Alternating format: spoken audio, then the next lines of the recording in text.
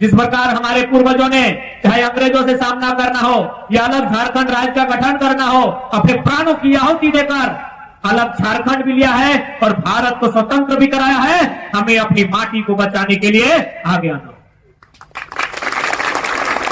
बिल्कुल अभी पूर्व के वक्ता भाईगण कह रहे थे कि आज विस्थापितों का यह हाल है तो हम घुसपैठिए के समान। इसलिए सबसे पहले सरकार को, विभाग को यह भी तय करना होगा कि विस्थापित परिवार के किसी सदस्य का यदि जाति आय आवास से प्रमाण पत्र बनता है तो उसके लिए खतियान नहीं, विकास पुस्तिका कोई आधार माना जाए। क्योंकि हमारे पास तो खतियान है नहीं। हमको जो 12.5 डिसमिल का जमीन मिला है उसमें डीड मिलेगा, खतियान वहां भी नहीं मिलेगा।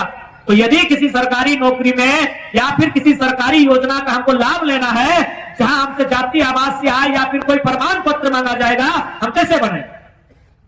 हमारे पास तो खतियान है नहीं।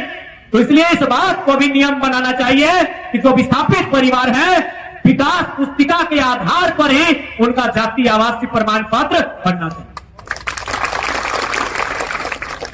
दूसरी बात, चांडिल डैम के लिए जमीन अधिग्रहण का 1980 में किया गया है या 78 में या 82 में, यदि मुआवजा 2023 में दिया जाएगा तो अकॉर्डिंग 2023 के अनुसार मिलना चाहिए।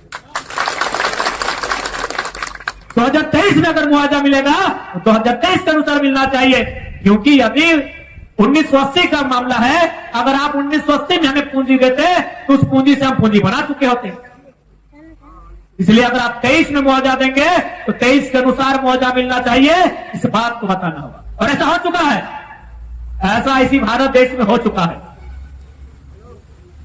इसलिए चूंकि झारखंड के लोग कमजोर माने जाते हैं, झारखंड के लोग सरकारी तंत्रों के सामने कमजोर माने जाते हैं, इसीलिए हमारे लिए अलग नियम है ताकि इसी देश में मुआवजा के विषय में जिस समय मुआवजा दिया गया था उस समय की राशि का निर्धारण किया गया।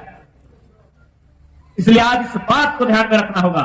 और एक बात स्पष्ट कहेंगे, जब 116 गांव की लड़ाई है, सबसे पहले आज परसों से धरना के माध्यम से हो, अनशन के माध्यम से हो, भूख हड़ताल के माध्यम से हो या फिर किसी अन्य माध्यम से हो, लगातार विस्थापितों ने आंदोलन किया है। लेकिन यदि ये हुक्मरान जो पूरी तरह से चंद मुट्ठीभर अमीरों के कब्जों में है, अगर ये नहीं सुनती है, यदि हमारी आवाज इनके कानों तक नहीं पहुंचती है, तो भगत सिंह के तर्ज पर उनके कानों के ठीक सामने धमाका करना।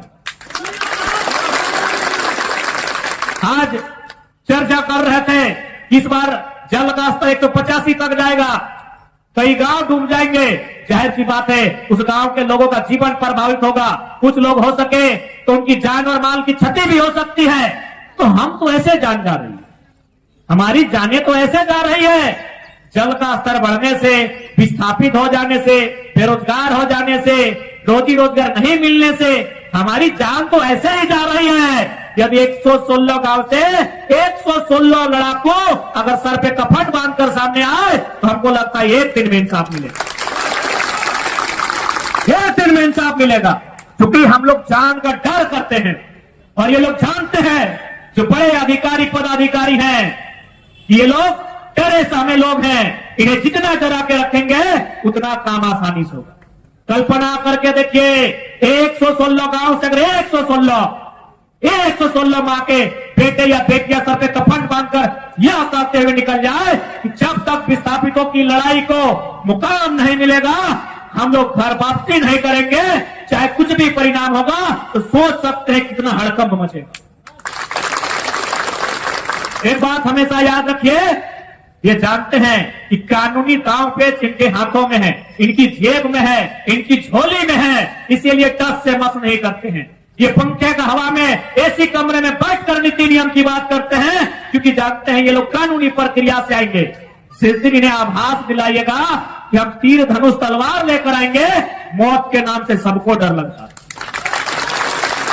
और ऐसे भी जितना पदाधिकारी है सबको आलीशान जिंदगी जीना है, मौत से इनका बाप भी डरता है। ये लोग कौन है? डराना होगा। अब तक हमें डराया गया है, इन्हें अब डराना होगा, क्योंकि इन्हें आज तक आभास ही नहीं हुआ है। हम लोग आंदोलन करने आते हैं, 353 को धारा लगा देती है पुलिस, हम लोग केस में फंस के रह जाते हैं, उसी में परेशान हो जाते हैं। नेताजी के चरण में जाके पढ़ते हैं कि भाई 353 से मुक्ति दिलाइए। 353 नहीं, अरे जरूरत पड़े तो 302 का धारा लगाइए सीधे मर्डर केस का। क्योंकि आपको क्या लगता है 40 साल पुराना रोग है, इतनी जल्दी और इतनी आसानी से आपको आजादी और छुटकारा मिलेगा? डर इस बार प्रशासनिक लोगों में होना चाहिए, डर इस बार विभाग के लोगों में होना चाहिए कि मौत का डर क्या हमेशा गांव वाले देखेंगे कि पानी का स्तर उठेगा, हमारे मवेशी डूब के मर जाएंगे, हमारे लोग डूबकर मर जाएंगे। ये डर अब उनमें होना चाहिए कि यदि हमारे गांव में एक भी इंसान तो दूर की बात है, यदि एगो मुर्गी चेंगा छतरी की भी जान जाती है तो दफ्तर में बैठे अधिकारी को नोच के उसका गर्दन उतार देंगे। डर उन्हें होना चाहिए। इसलिए समय लगता है, समय लीजिए। आज जो डरे सामने लोग हैं उन्हें बारूद बनाइए। ऐसे भी 40 साल समय लगा है, 4 महीना और लगे, दिक्कत नहीं है, लेकिन 116 गांव से फौलाद निकालिए और इनका मुकाबला कीजिए। क्योंकि आज यदि आज हम लोग चुप बैठते हैं तो आने वाला दिन आप क्या सोचते हैं? निर्मल महतो की शहादत के पीछे झारखंड का लड़ाई नहीं है, स्वर्ण रेखा नदी परियोजना का भी रोल है। इस बात को आप इतिहास के पन्नों से खोद कर निकालिए।